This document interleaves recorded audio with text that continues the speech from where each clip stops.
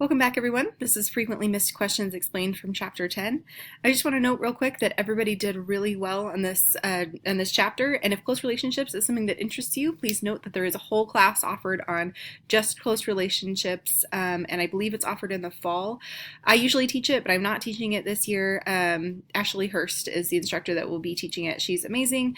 You should definitely sign up with her if you guys enjoyed this section. All right, so we're going to jump right in. You and your friends decide to hold a heterosexual speed dating event on campus. At this event, male students sit at tables arranged in a circle and have 3-minute conversations with a series of women. After each 3-minute period has ended, the women rotate in a clockwise direction and sit down with a new male student. When asked about their dating experiences after the event, the research suggests that, and the correct answer here is the men should be pickier in terms of rating which women they would like to see again. And this is because of a couple of things that we can assume about this situation that they've set up. In this event, the males are sitting and the females are rotating around them. So it appears to the males that they have more selection. The females are approaching the males. And that's the important part to remember here, is that whoever is being approached can be pickier in terms of rating which other person that they would like to see again. Okay. Equity theory suggests that a relationship is not equitable, and the correct answer here is both the underbenefited and overbenefited individuals will be unsatisfied with it. When I think about equity theory, I think about a set of scales, and if somebody is overbenefited and somebody is underbenefited, the scales are not equal here. So if that happens, nobody goes home satisfied. Both partners will be unsatisfied with this relationship. It was common to say that both the underbenefited and overbenefited individuals will still be satisfied with it.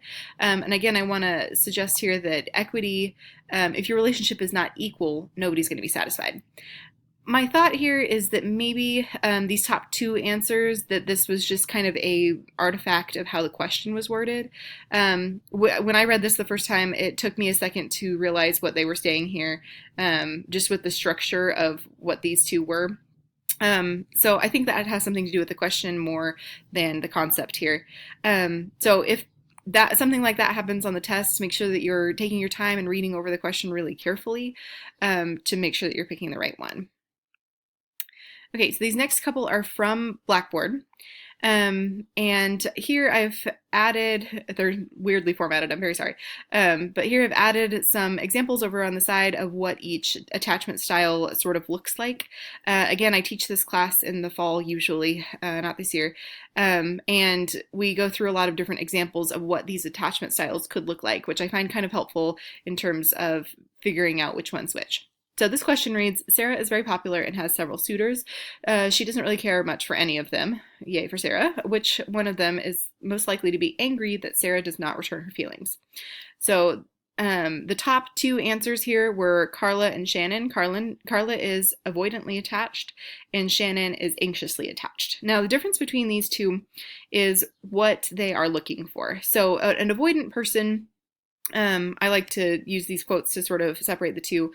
An avoidant person might say, I'm not looking to be close to anyone right now. I'm good. I don't need others. They're not really important to me. I'm fine as I am.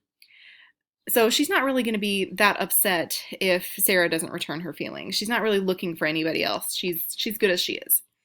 Shannon, however, who's anxiously attached, is looking for their soulmate, but the people that I've dated are reluctant to get as close as I would like. Sometimes they describe me as clingy. Once I'm in a relationship, all I do is worry that they're being faithful or when they will leave me. So we can tell here from the last part of this is once I'm in the relationship, all I do is worry about whether they're being faithful or when they will leave me. That's very characteristic of an anxiously attached relationship. And so we can tell here between these two, Shannon is going to be the one that is more upset that Sarah doesn't return her feelings. Okay. This next question reads, creators of deceptive online dating profiles tend to distance themselves psychologically from the lies and exaggerations that they write. This results in their profiles, and our options are having a lot of negative turns of phrase, being filled with photos, using fewer first-person pronouns, and being shorter than average. So This one, they do talk about this directly in the book, and actually, we have a language researcher here at Tech if you're interested in that kind of stuff. And she also teaches a section of close relationships. So if this is something that you are interested in, consider taking close relationships with Molly Ireland. She's an amazing instructor, and she does research like this. So these types of dating profiles often use fewer first person pronouns, meaning I, me, my, those types of pronouns, and they tend to fill either avoiding or just using other pronouns instead of the I, me, my. So they might, instead of writing I like to do this or I'm a very honest person, they might say honesty is important. They're not really putting in their own pronoun there. So if that helps you to remember how they're psychologically distancing themselves, that would be a good way to remember it. Okay, that's the end of our frequently missed questions today, and I will upload another video once everybody's done with the next chapter.